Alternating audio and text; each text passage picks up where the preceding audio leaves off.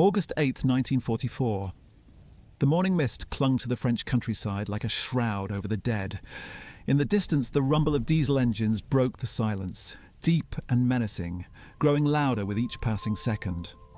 3 massive shapes emerged from the haze, their steel hulks cutting through the fog like prehistoric beasts awakening from slumber. Tiger tanks. The most feared machines on any battlefield, each one worth 5 Allied tanks in combat, each one a rolling fortress of death and destruction. But crouched in the shadows of a small orchard, one young British gunner was about to rewrite the rules of tank warfare forever. His name was Joe Eakins, and he had fired his main gun exactly once in training. What happened next would become legend, a single engagement that proved sometimes the most impossible victories come from the most unlikely heroes. This is the story of how one unauthorized shot changed the course of a battle and potentially altered the fate of World War II's most legendary tank ace. But to understand what made this moment so extraordinary, we need to go back to the beginning, to understand exactly what Joe Eakins was up against that August morning. The Tiger tank wasn't just another piece of German engineering, it was a monument to industrial terror, a machine so advanced and so deadly that Allied tank crews would rather face 3 Panzer IVs than a single Tiger. Standing nearly 10 feet tall and weighing over 50 tons, the Tiger I was armed with the fearsome 88mm cannon, the same gun that had been ripping Allied bombers from the sky since the early days of the war. But mounted in a tank turret, this weapon became something else entirely. A precision instrument of destruction capable of punching through armour at distances that defied belief.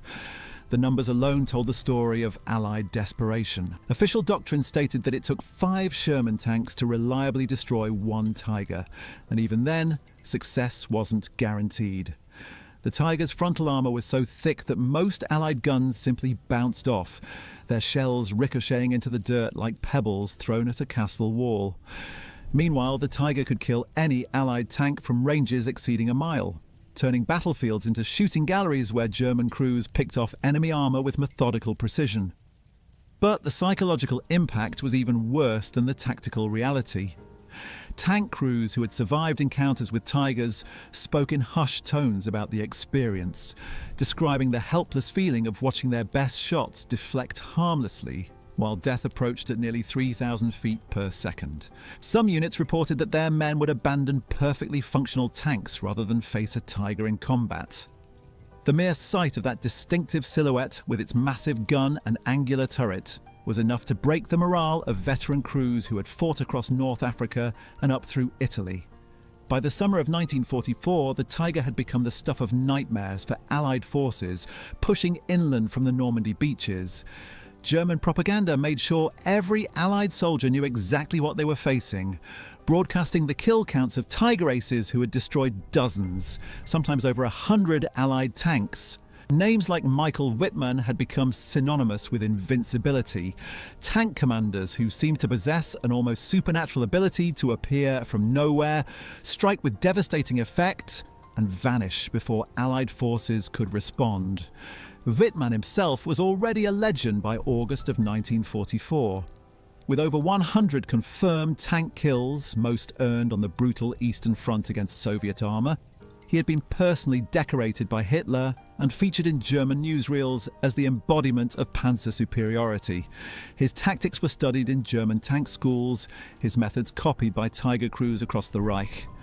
When Wittmann's unit, the 101st Heavy Tank Battalion, was rushed to Normandy in the desperate days following D-Day, Allied intelligence knew they were facing something unprecedented.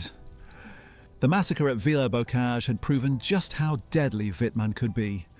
In less than 15 minutes, his single Tiger had destroyed over 20 British vehicles, cutting through an entire armoured column like a scythe through wheat. Tank crews who survived the encounter described a machine that seemed almost supernatural in its ability to appear, strike, and disappear, leaving burning wreckage in its wake.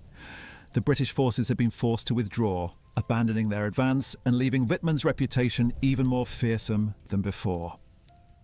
This was the reality facing Allied tank crews in August of 1944. They weren't just fighting machines, they were fighting legends, steel gods that seemed immune to conventional weapons and tactics. The psychological warfare was as effective as the actual combat, creating a climate of fear that rippled through Allied ranks. Tank commanders reported that some of their best crews were requesting transfers rather than face the possibility of encountering a Tiger in combat. But across the battlefield from these mechanical monsters sat Joe Ekins, a 21-year-old from Northamptonshire who had volunteered for tank duty because it seemed like the right thing to do. He wasn't a career soldier or a tactical genius. Before the war, he had worked in a shoe factory, spending his days among leather and machinery, learning the patience and precision that would soon serve him in ways he could never have imagined.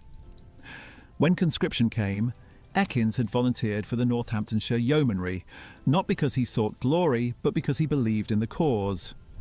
His training had been minimal, almost laughably inadequate by the standards of what he was about to face. The Sherman Firefly he commanded was a relatively new addition to British armoured units, a standard American Sherman tank modified with the powerful British 17-pounder anti-tank gun. On paper, it was one of the few Allied weapons capable of penetrating Tiger armour, but theory and practice were very different things. Ekins had fired the main gun exactly once during training, a single practice round at a stationary target under perfect conditions. The Firefly itself was a compromise weapon, born of desperation and engineering improvisation. The British had taken the reliable but undergunned American Sherman and somehow managed to cram their most powerful anti-tank gun into its turret. The result was a tank that could theoretically engage German armour on more equal terms, but the modifications came with serious drawbacks. The massive gun took up so much space that the crew was cramped into impossibly tight quarters. The ammunition was larger and heavier, meaning fewer rounds could be carried. Most critically, the long barrel of the 17-pounder made the Firefly instantly recognisable to German gunners, who had learned to target these modified Shermans first in any engagement. Despite these limitations, the Firefly represented hope for Allied tank crews who had spent months being outgunned and outmatched by German armour. For the first time since the Tiger had appeared on battlefields, Allied forces had a weapon that could potentially fight back on equal terms. But potential and reality were separated by training, experience, and luck. Three commodities that were in short supply as the Allied advance pushed deeper into occupied France. On that foggy August morning, as German armour moved through the French countryside with the confidence of predators in familiar territory, Joe Ekins was about to discover whether months of fear and preparation would be enough to face the most dangerous machines ever built. The odds were against him. Tactical doctrine suggested he had no chance, and every instinct told him to wait for reinforcements or air support. But sometimes war doesn't give you the luxury of following the manual. Sometimes you have 12 minutes to prove that courage and precision can overcome reputation and steel. The morning of August 8th began like countless others in the Norman countryside. Joe Ekins sat in his cramped gunner's position, sweat already beading on his forehead despite the cool air. The interior of the Sherman Firefly was a maze of steel and machinery, every surface either sharp-edged or scalding hot from the engine. The smell of diesel fuel, gun oil and human perspiration created a cocktail that had become as familiar as breathing over the past months of combat. His tank commander, Sergeant Gordon, peered through the periscope with the methodical patience of a man who had learned that haste meant death. They were positioned in A Squadron of the 1st Northamptonshire Yeomanry, tucked into the southern edge of a small orchard near the village of Saint-Aignan-de-Cramsnil. The trees provided cover, but more importantly, they offered a clear view across the open ground where intelligence suggested German armour might appear. The radio crackled with routine chatter, but underneath the mundane communications lay an electric tension that every tank crew recognised. Something was building. Reports had been filtering in all morning about German movement in the area, armour concentrations that suggested a major engagement was imminent. The 51st Highland Infantry Division was advancing through the sector, and German forces were responding with their typical efficiency and brutality. Ekins adjusted his position behind the gun sight. Running through the firing sequence he had practiced countless times in his mind. Load, aim, fire, reload.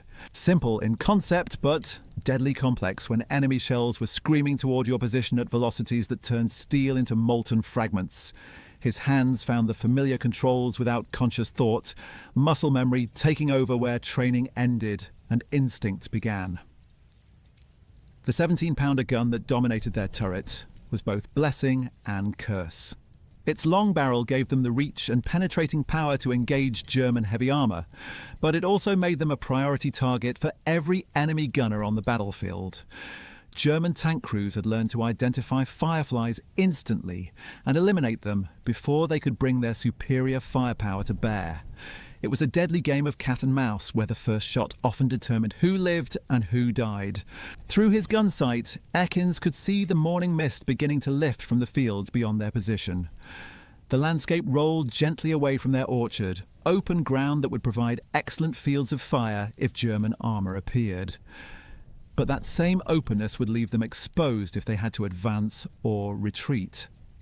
Tank warfare was always about positioning, about finding the perfect balance between cover and killing ground. Gordon's voice cut through the mechanical noise of the idling engine. Movement reported to the south. Multiple contacts heading north on the main road. The words carried weight beyond their simple meaning.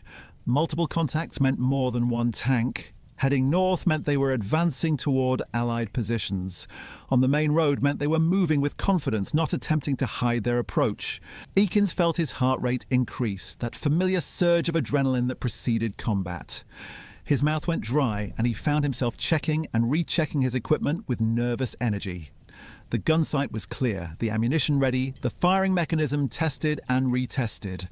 Everything was as ready as it could be, but readiness was a relative concept when facing the best armour the German war machine could produce. The radio chatter increased in intensity as other units reported similar sightings. A pattern was emerging from the scattered reports, a picture of German armour moving in strength through the sector. This wasn't a probe or a reconnaissance in force. This was something more bigger, dangerous, the kind of engagement that could determine the success or failure of the entire Allied advance in this sector. Gordon shifted in his commander's position, his movements sharp and focused. Years of combat had taught him to read the battlefield like a book, to see patterns in the chaos that younger crews might miss. His experience on the Eastern Front, fighting alongside Soviet forces, had shown him what German armour could do when properly employed. He had seen entire tank battalions destroyed in minutes by well-positioned Tiger units. But he had also learned that reputation and steel could be defeated by tactics and determination. The Germans were good, perhaps the best tank crews in the world, but they weren't invincible. They made mistakes, they got overconfident, and sometimes they walked into situations where Allied crews could level the playing field through superior positioning or sheer bloody-minded persistence. The sound reached them before the visual contact, that distinctive rumble of heavy diesel engines under load. German armour had a different sound than Allied vehicles, deeper and more mechanical, like the breathing of some massive industrial beast. Tank crews learned to identify enemy vehicles by sound alone, a skill that could mean the difference between preparing for combat and being caught completely off guard. Ekins pressed his eye to the gun sight, scanning the distant tree line where the sound seemed to originate. The morning light was improving, burning off the last of the mist and providing better visibility across the killing ground. Somewhere out there, German tank crews were making their own preparations, checking their own equipment, steeling themselves for the combat they knew was coming. The irony wasn't lost on any of them. These were young men, barely out of their teens in many cases, preparing to kill other young men they had never met over ground that meant nothing to them personally. But that was war, reducing complex political and strategic realities to the simple mathematics of range, penetration, and survival. Gordon's hand found the radio microphone. "All stations, this is 3 Troop. Contact imminent. Stand by." The words carried across the radio network to other Allied units in the area, a warning that battle was about to be joined. In tanks scattered across the Norman countryside, other crews received the message and began their own final preparations. The tension in the Firefly reached a breaking point as the sound of approaching armour grew louder.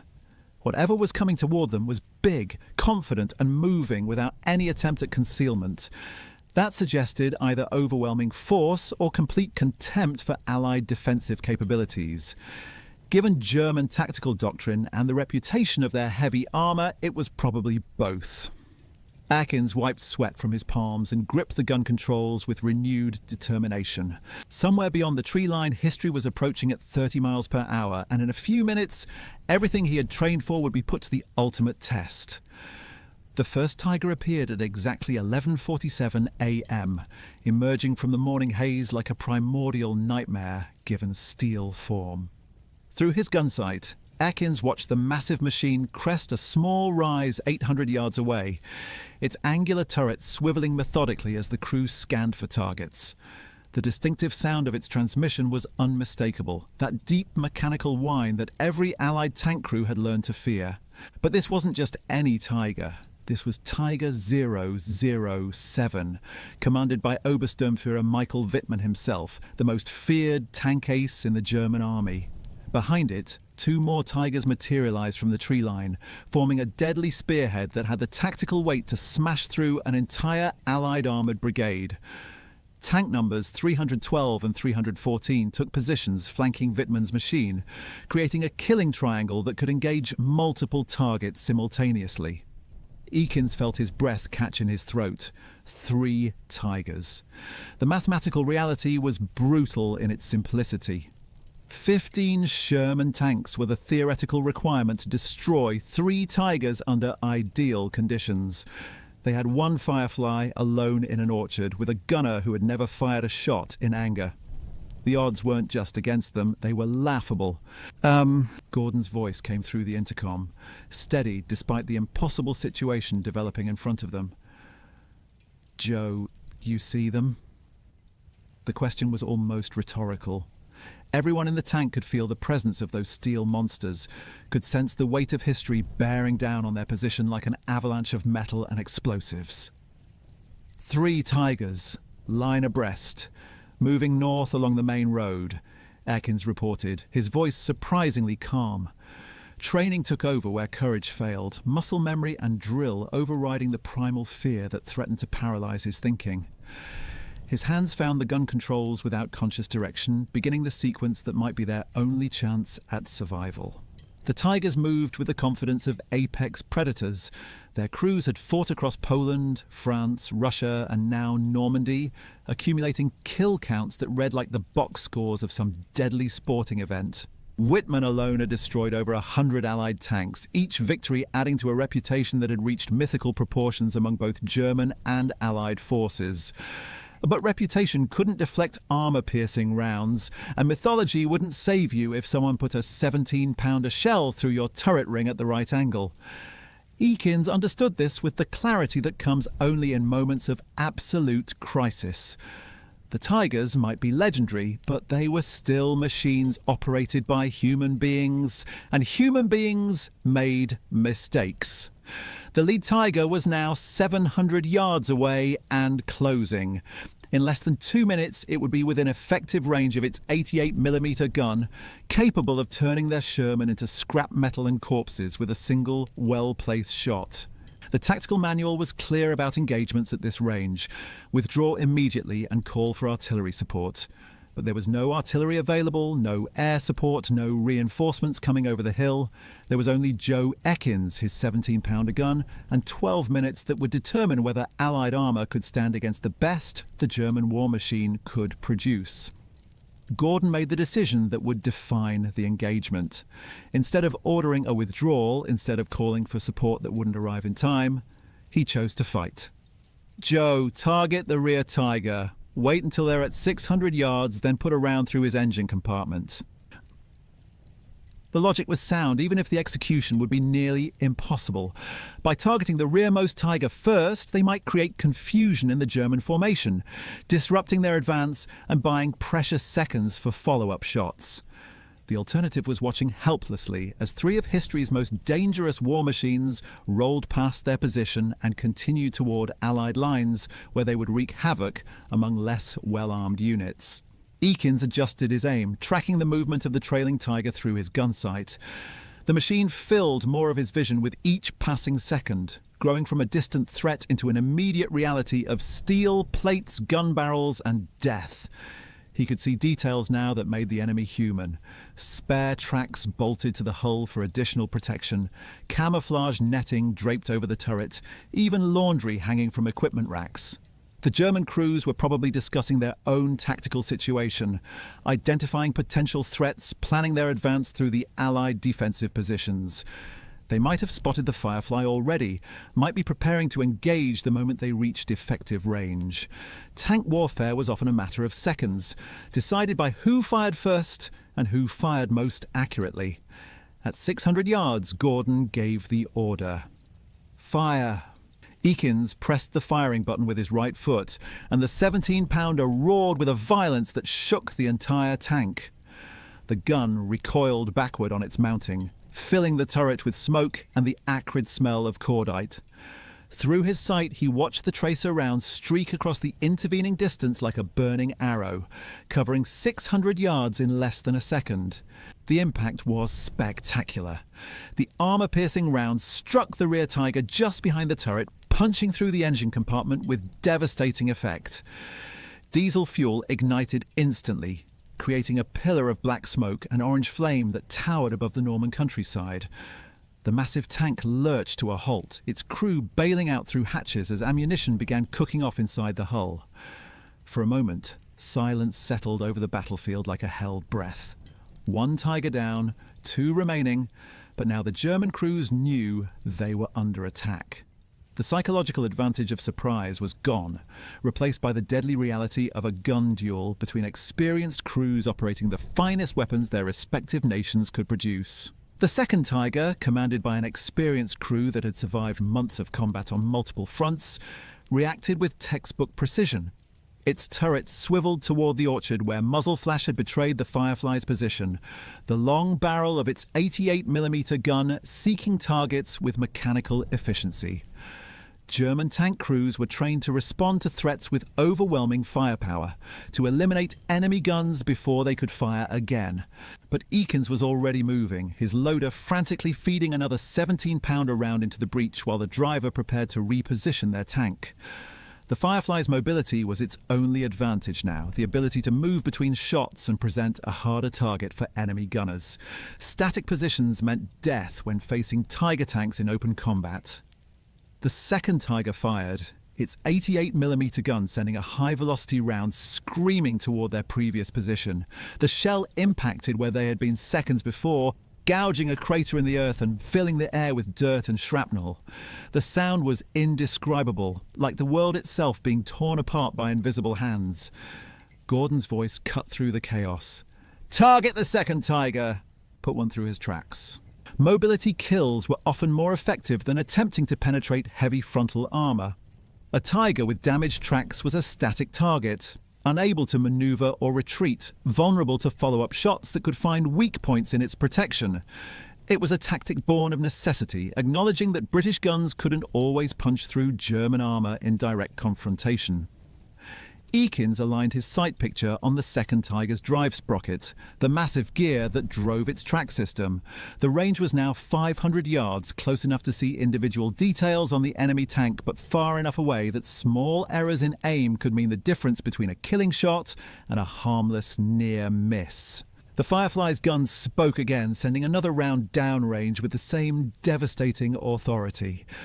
This time the target was the track system, that vulnerable junction where mechanical precision met the brutal realities of combat engineering. The armour-piercing round struck with surgical accuracy, severing the track and sending lengths of steel road wheels spinning across the battlefield. Tiger number 2 ground to a halt, its left track destroyed and its crew suddenly faced with the reality of fighting from a disabled position.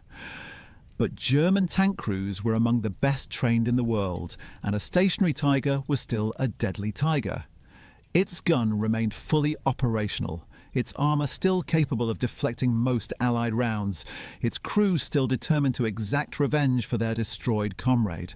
The third Tiger, commanded by a veteran who had seen too many friends die in burning steel coffins, made a tactical decision that revealed both courage and desperation. Instead of seeking cover or calling for support, it accelerated directly toward the orchard where the British gun was hidden, closing the range to make its own shots more effective while attempting to overwhelm the enemy position through aggressive action. This was the moment that separated veterans from novices, experienced crews from those who had learned their trade in training manuals rather than on battlefields. The approaching Tiger represented 50 tons of armour and firepower, operated by men who had fought across half of Europe, survivors of campaigns that had destroyed entire armies. But in his cramped gunner's position, Joe Eakins had found something that no amount of training could provide and no tactical manual could teach. He had found the zone, that perfect balance of fear and focus that allowed him to see the battlefield with crystalline clarity.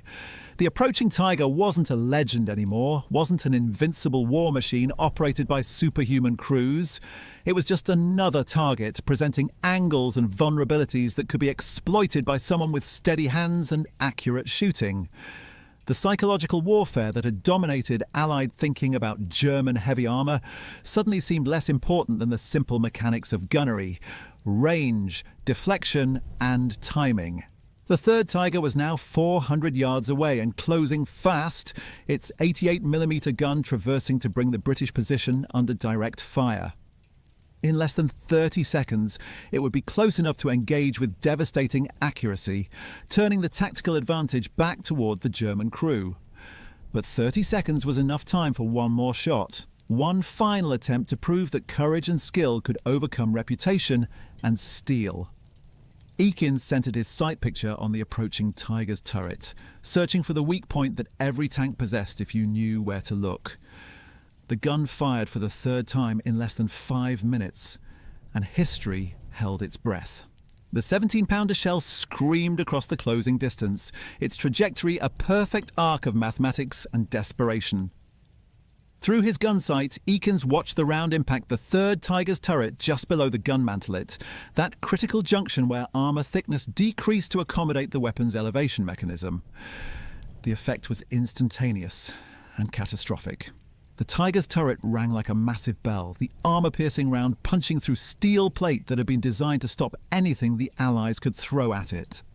Inside the fighting compartment, the penetration created a cone of molten metal and spalling that ricocheted off interior surfaces like deadly confetti. The crew's screams were lost in the sound of ammunition exploding, each round adding to the inferno that transformed the tank from war machine to crematorium in less than 10 seconds. Smoke poured from every opening in the Tiger's hull as Eakins watched the commander's hatch blow open with explosive force. A figure emerged, uniform on fire, stumbling away from the burning wreckage before collapsing in the grass 50 yards from his destroyed vehicle. The other crew members never made it out, trapped inside steel walls that had become their tomb. In 12 minutes of combat, Joe Eakins had accomplished what tactical doctrine said was impossible.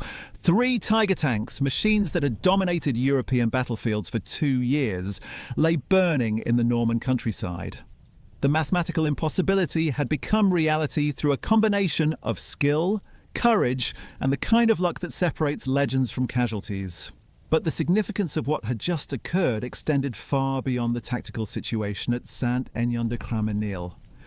Among the burning hulks was Tiger 007, and with it, the body of Michael Wittmann, the most feared tank ace in the German army. The man who had single-handedly destroyed entire Allied columns, who had become the face of German armoured superiority, had been killed by a shoe factory worker from Northamptonshire who had fired his main gun exactly once in training. The psychological impact rippled through both armies like shockwaves from the burning tanks.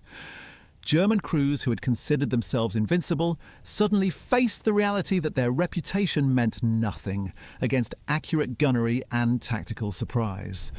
Allied forces who had spent months in fear of German heavy armour began to understand that Tigers could be destroyed by crews with enough skill and determination to take the shot when it mattered most. Gordon's voice broke the stunned silence that had settled over their position. 3 Tigers down. Confirm all targets destroyed. His words carried across the radio network to other Allied units, spreading news of the engagement with the speed of electronic communication officers who had been planning. In command posts across the sector, defensive positions suddenly began considering offensive operations. Joe Ekins returned home after the war, married a local girl, and worked quietly at a garage in Northamptonshire. He never spoke much about that August morning when one unauthorised shot changed everything. Sometimes the greatest victories come not from following orders, but from ordinary people who refuse to accept the impossible when lives hang in the balance.